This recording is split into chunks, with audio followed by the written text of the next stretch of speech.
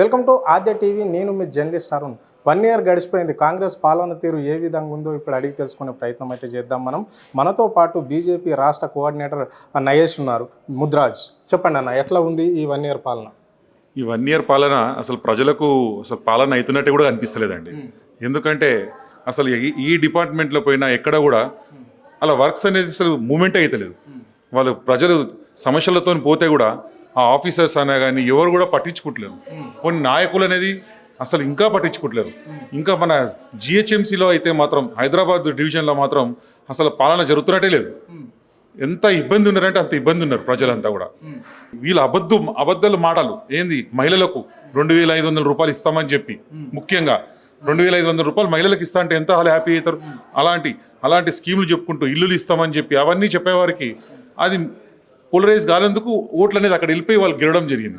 అంటే ఇప్పుడు కాంగ్రెస్ పార్టీ అధికారంలోకి వచ్చిన నుండి అంటే బీసీలకు ఇచ్చిన హామీలు ఏ ఒకటన్నా ఇక్కడ ఈ రాష్ట్రంలో నెరవేరిందా? మరి బీసీలకు ఒక్క హామీ కూడా నెరవేరలేదండి. దాంతోపాటు ఇప్పుడు కులగలన అని చెప్పేసి అనౌన్స్ చేశారు, అది కూడా మోసం, పచ్చి మోసం. ఇంతవరకు ఎక్కడ కూడా సెన్సస్ స్టార్ట్ కాలేదు. ఇంకా గ్రామాలలో అక్కడక్కడ అయింది, కానీ ఇక్కడైతే చీటింగే అవుతున్నదండి. ఇంతవరకు నేను చెప్తున్నాను కదా, ఏ ఇంటికని వెళ్ళండి ఎక్కడ కూడా జరగలేదు. జరగకుండానే ఇప్పుడు మళ్ళీ ఎలక్షన్స్ కోసం ప్రిపేర్ అవుతున్నారు. వాళ్ళు ఏమన్నారు, ఇది మొత్తం చేసి అనౌన్స్మెంట్ చేసి పర్సంటేజ్ తీసినాకనే చేస్తా అన్నారు. అంటే ఇన్కంప్లీట్ చేస్తారంటే మళ్ళీ మోసం చేయనికే ఇది చేస్తున్నారు. ఇంకోటి కూడా నామకే వాస్తే కార్పొరేషన్ చైర్మన్లని ఇచ్చినారు. అది కూడా ఏంది, నామకే వాస్తే ఇచ్చారు. మాకు మన ముద్రాజ్ కార్పొరేషన్ ఉన్నది. అంటే ఇప్పుడు కాంగ్రెస్ పార్టీ అంటే ఈ రాష్ట్ర శాసనసభ ఎన్నికల్లో బీసీలకు అన్యాయం జరిగింది అని చెప్పేసి అందరికి తెలిసిన విషయమే. ఇస్తున్న సీట్లు ఇవ్వలేదు అని. కనీసం మరి నామినేట్ పోస్టులన్నా బీసీలను కరెక్ట్గా న్యాయం జరిగిందా, అంటే తగిన న్యాయం జరిగిందా? అంటే రేవంత్ రెడ్డి ఇచ్చిన మాట మీద నిలబడ్డా ఈ నామినేట్ పోస్టులన్నా బీసీల తరఫున? అంటే ఇప్పుడు ఎలా అయిపోయిందంటే ప్రభుత్వం కూడా పుట్టి అగ్రవర్ణాల ప్రభుత్వం అయిపోయింది.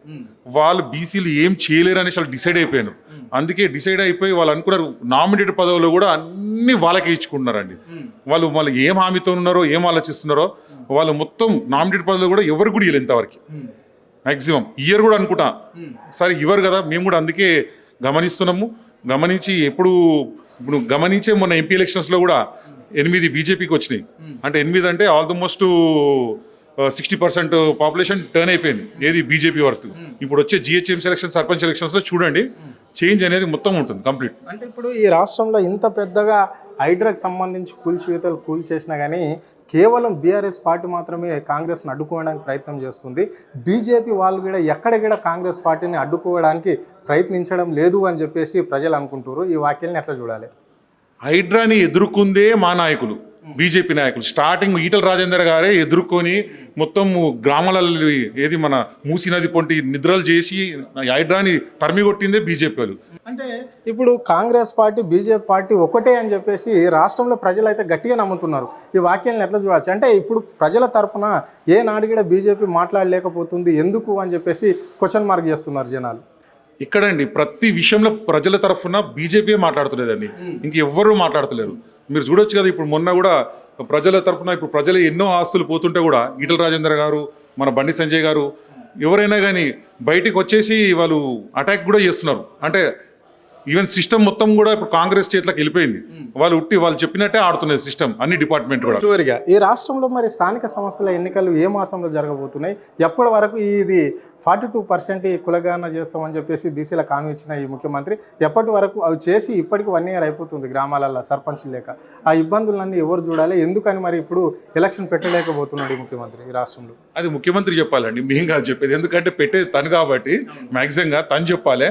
తను ఏదో డ్రామాలో ఇప్పుడు ఏదో చేస్తున్నారు కదా, ఏదో ప్రజల పాలన అని చెప్పేసి 26th వరకు అదంతా కోఆర్డినేషన్ చేసుకొని ఆ సిస్టమ్ చూసుకొని అదేదో పెట్టాలని ప్లాన్ చేస్తున్నట్టున్నాడు. అంటే మళ్ళీ అక్కడ వాళ్ళకు సంథింగ్ ఇందిరమ్మ ఇల్లులు పథకాలు చేద్దామని. కానీ అది అంత ఈజీగా కాదని మేము గ్రహిస్తాం. ఇప్పటిదాకా ముఖ్యమంత్రి ఇచ్చిన హామీలు ఏ ఒక్కటికి నెరవేరలేవు అని చెప్పేసి చెప్పారు మీరు. సో మరి ఇప్పుడన్నా రేపు 26 జనవరి రోజు ఒక 2-3 పథకాలను ఆయన అమలు చేయబోతున్నాడు, ప్రజలకు ఇవ్వబోతున్నాడు. దీన్ని ఎట్లా చూడాలి మరి? ఇవేనా అవుతాయా కాదా? చెప్తాను. ఇప్పుడు ముఖ్యంగా రైతులకు కావాల్సింది ఏంటండి, రుణమాఫీ కావాలి. రుణమాఫీ మొత్తం అయిందండి, అస్సలు కాలేదు, మొత్తం కాలేదు. దాంతోపాటు ఇది ఏంది మన రైతు భరోసా 1 ఇయర్ అయిపోయింది, ఇంతవరకు చేతిలో డబ్బులు రాలేవు. ఇప్పుడు వస్తాయని కూడా డౌట్ లేదు. అక్కడ ఫెయిల్ అయిపోయారు. ఎవరికి? రైతుల దగ్గర ఫెయిల్ అయిపోయారు. ఇప్పుడు సర్పంచ్ ఎలక్షన్స్ వచ్చేది గ్రామాలలోనే.